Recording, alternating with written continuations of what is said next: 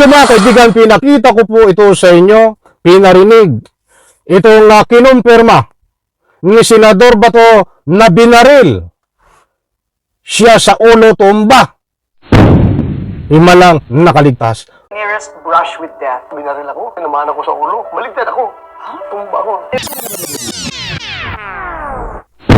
Alright, welcome back to my YouTube channel. I'm Andy's Vlog. Nako, ay matindi ho ito. Senador Bato, binaril sa ulo, tumba, himalang nakaligtas. Nako po, ay paano nangyari yon? Mga kaibigan, isipin mo, binaril sa ulo, tumumba, tinamaan sa ulo, sabay tumba, himalang nakaligtas.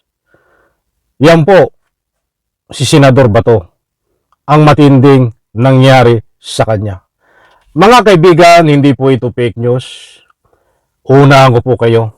Bibigyan ko po kayo ng kaukulang resibo sa katunayang itong matinding nangyari kay Senador Bato. Talagang tinamaan siya sa ulo eh. Binaril talaga. Pagkabaril, tinamaan sa ulo, sabay tumba, at himalang nakaligtas. Matindi ho ito. Mga kaibigan, huwag po kayong alis at ibabahagi ko po sa inyo itong katunayan at sa ganon lubos po nating maunawaan. Kaya pag mayroon po kayong pagkakataon, inaanyayahan ko po kayo na panoorin, patapusin ang vlog na ito.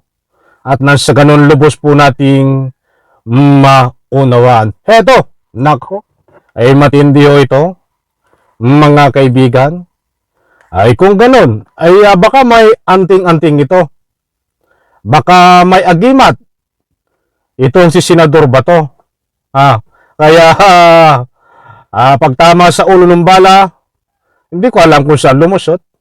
But anyway, heto, para lubos po nating maunawaan, ibabahagi ko na po sa inyo. Mismong galing ho ito kay Senador Bato. Itong kinumpirma niya na tinamaan siya sa ulo, binaril, tumumba, at yun nga, himalang nakaligtas. Ito po, mga mahal kong taga-subaybay. Senador pala pag lumalabas sa TV, pati po pala ulo ninyo pinupulbusan.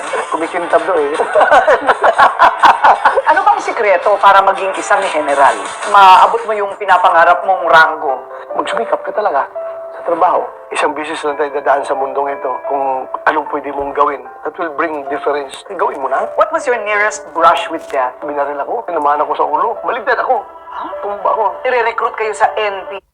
Maliwanag mga kaibigan.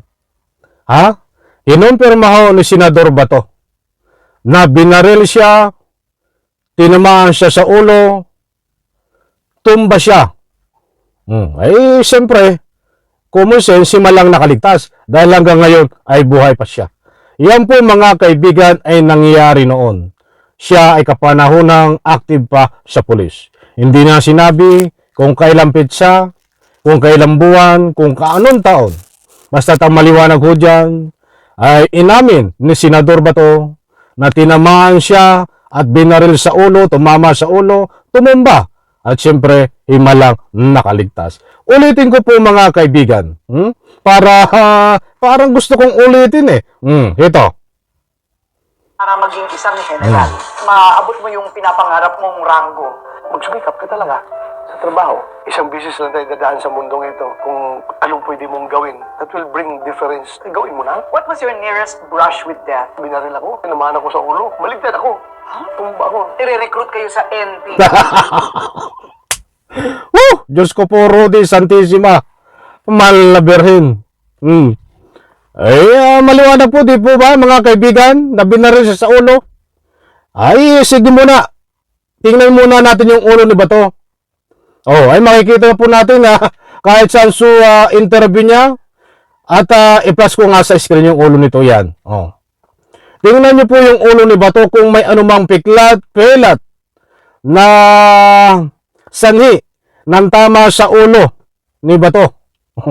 Ay malinis so. di ba? Walang anumang piklat, walang anumang mark. Yun, nakita nyo po sa screen. Ang ulo ni Bato, pinakita ko. Para may batayan no tayo. Kung talagang ito ay may piklat, mark, may marka ng tama ng bala sa ulo. Ay wala ho eh. Kaya ako napapatawa mga kaibigan eh. Ma'am Corina Sanchez, shoutout po. Ipahintulot ang paggamit ng inyong video clips. Suportahan po natin yan si Ma'am Corina Sanchez. Kaya ma'am, kaya po napag-usapan natin ito. Napakaliwanag naman diyan na tinamaan siya ng baril sa ulo. Nakaligtas, nasaan yung piklat? Oh, malinis eh. Talagang, alam niyo, noong mga panahon ni Digong, ito in-interview din. Wala man lang ho siyang nababanggit na ganyan, mga kaibigan. Na tinamaan siya ng baril sa ulo. Wala ho siyang nababanggit na ganyan. Subaybay ko ho ito eh. Sa mga interview niya. O kung ang nababanggit niya lagi ay itong tukhang. Kapag tinatanong siya sa anumang istasyon ay ano ang pinakang matindi na nangyari sa iyo nung pulis ka, ay hindi niya nasasabi ito. Mga kaibigan, na binaril siya sa ulo, tinamaan sabay tumba. Yung lang nakaligtas. Mga kaibigan, panahon po ng eleksyon. Panahon din po ngayon ng mga pag-imbento, ng mga kalukuhan, kagaguhan, katarantaduhan, makapanloko ng taong bayan na alam ko, hindi kayo maniniwala dito. Sige nga, hindi ko naman hawak ng inyong mga public opinion. Pwede nyo po ba akong tulungan? Naniniwala po ba kayo na itong si Senador Bato ay nabaril sa ulo, tumba at himalang nakaligtas? Wala naman pilit sa ulo ano po ang inyong reaksyon? Diyan po sa comment section, inaanyayahan ko po kayo magbigay ng anumang public opinion. Nako, baka tayo ko lang sa oras, ito pa.